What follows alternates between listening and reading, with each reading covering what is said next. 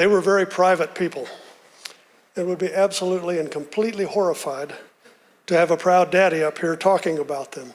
Sorry, guys, had to do it. An outpouring of love from the community to pay respect to two brothers killed in a semi-truck crash in Moriarty earlier this month. They were business owners and respected blacksmiths nationwide. Here's reporter Faith Ibuanu. The room packed, not a single dry eye in sight. Two brothers now laid to rest.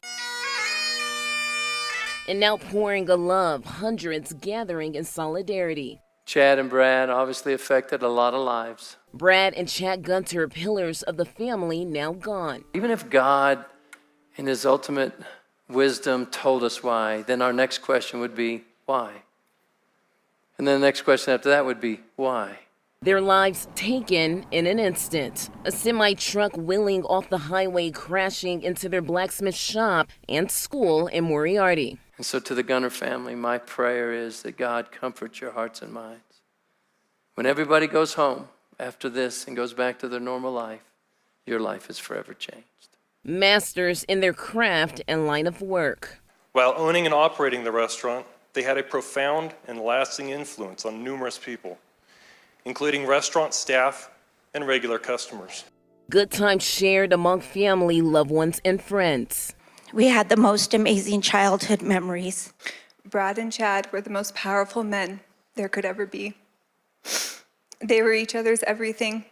All that they did for each other. Chad's wife, Veronica Gunter, parting with these words. I remember the first time I met Chad, just over 20 years ago.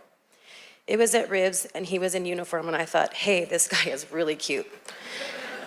Chad was my devoted husband. He was an amazing father to our two boys, Preston and Colton. He was a loyal friend, a dedicated mentor. Their father, Rob Gunter, grieving the loss of his only boys. A few laughs shared. Chad, as a little boy, was the classic strong-willed child. And boy, I mean it.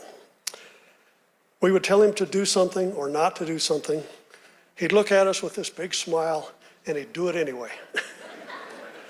As a result, Chad got 4 or 5 or more spankings a day. Brad, on the other hand, was 5.5 years younger. And he was a quick learner. Seeing Chad's numerous corrections, he quickly figured out that not minding was not the right way to go, and he didn't get near as many spankings as Chad did. A legacy left behind, both brothers now at peace. The single most valuable thing that made them the men that we all knew and loved is that they each made the decision at a very young age to invite the Lord Jesus Christ into their hearts and lives. Faith Ibuanu, KOAT, Action 7 News. Very, very sad story. Now, the Brothers Barbecue restaurant is still closed.